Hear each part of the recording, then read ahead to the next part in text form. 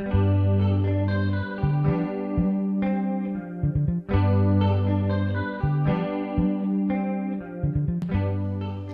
boas, benvidos ao Recuncho Comunitario, unha serie de microespazos onde damos a coñecer as distintas colaboracións que alumnos de segundo de xornalismo da USC realizaron con diversas asociacións da provincia da Coruña. Hoxe contamos no estudo coa presenza de Laura Placer e Mario Prado, que colaboraron nos últimos meses coa asociación Igaxes e nos van a contar un pouquiño como resultou a súa experiencia. Bos días. Hola, bos días. Hola, bos días. Para empezar, explicádenos un pouquiño que é Igaxes, que labor realiza. Igaxes é unha entidade que traballa con rapaces tutelados, non? Que foron retirados do seu entorno cando eran pequeniños, a maioría, porque non era o máis adecuado, non? Para a súa educación. Entón, estes rapaces pasaron por centros de menores e cando xa teñen 16 anos, sobre esta idade, pasan a esta entidade que o que fai é darlles unha formación, porque a maioría non tiveron a oportunidade de ter uns estudos como os nós, por exemplo. E nada, formalos para que no día de mañá poidan atopar un traballo, e dado que eles non teñen a axuda do seu ámbito máis cercano, dos seus pais, eles aportanlles esta axuda. Moi ben.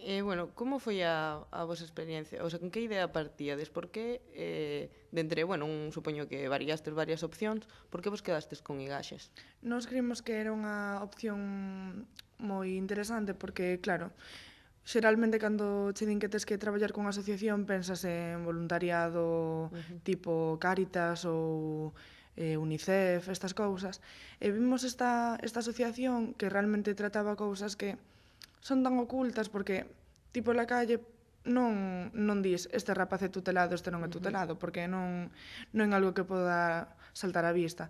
Entón, dixemos que sería interesante traballar con eles por este sentido, e si que escollimos esta opción porque era como o menos común de todo o resto de asociacións e o que probablemente máis nos aportaría individualmente, así foi. Que actividades realizastes máis ou menos durante canto tempo estuvestes implicados con Igaxes? Desde febreiro, prácticamente, estamos facendo un documental porque se cumpre este ano os 15 anos do programa Mentor, que é un programa que desenvolven eles. Entón estamos facendo un documental para celebralo, non? E nada, levamos como 3 meses traballando nel e gravando en diferentes cidades de Galicia onde eles teñen vivendas tuteladas e asistidas, e esa foi a actividade principal.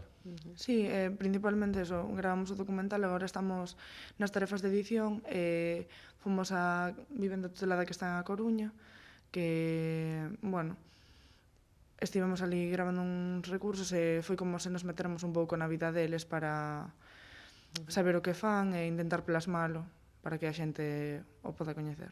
Cando credes que sairá a luz esa peza audiovisual? Estamos tendo algunha que outra dificultade, non? Sí. Sí, estamos preparando un tráiler para ir abrindo boca. E o resultado final, non sei, pode prolongarse de momento. Pero ao longo deste ano esperamos que saia algo. Vale, ainda tendes tempo. Vale.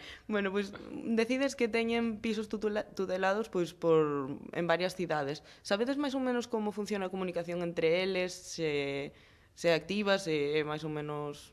Sí, a ver, teñen unha comunicación bastante vertical neste xeito, porque hai uns postos moi claros, está a dirección xeral, que está aquí en Santiago, e logo despois en cada casa están os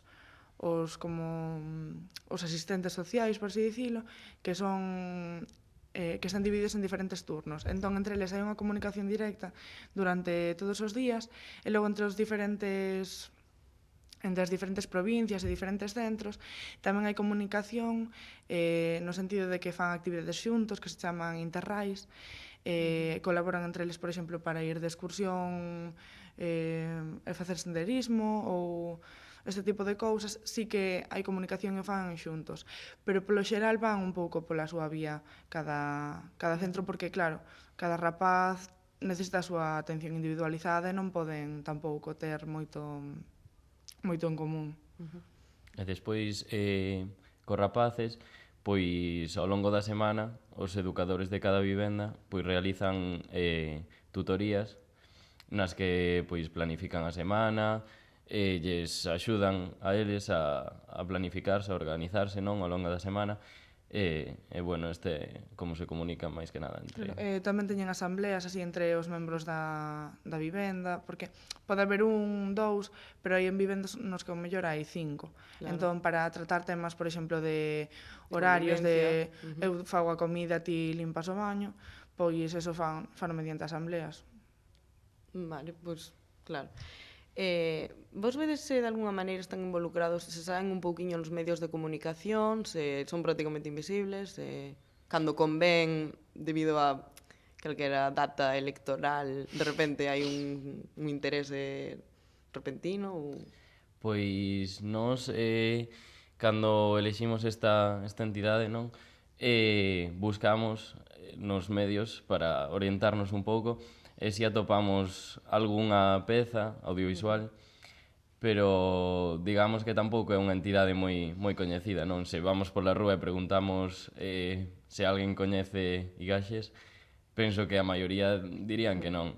Se atopamos algunha peza de televisións galegas que pois trataron de darlle un pouco de voz, pero non...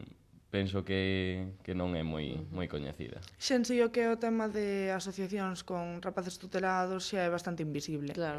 A comunicación por ese modo vai ser igual. Pero sí que atopamos eso, pezas audiovisuais e algunha en prensa, algún reportaxe, pero nada, moi esporádico. Puntual. Sí. Bueno, vos pensades máis ou menos cal diríades que a imaxe que a xente pode ter dunha asociación como Igaxes? Por exemplo, cal é basándovos na vosa propia experiencia ou así? A ver, pode que a xente pense que é algo máis controlador, máis tipo centro de menores, porque é o que a xente asocia a rapaces tutelados. Pero Igaxes neste sentido sí que é completamente distinto ao que a xente pode pensar, porque se vou á rúa e lle pregunto a calquera persoa que opina dunha asociación que trata con rapaces deste tipo, probablemente digan eso, están nunha casa, teñen que facer as tarefas a esta hora, están como recluídos, e non, todo o contrario, teñen liberdade de horarios, poden, dentro duns límites, igual que eu con 16 anos non podía sair da casa un luns e aparecer un venres, eles tampouco poden facer, pero poden sair cos seus amigos e facer unha vida completamente normal, vaya. E bueno, sabedes se Igaxes recibe algún tipo de axuda, subvención económica ou se é privado?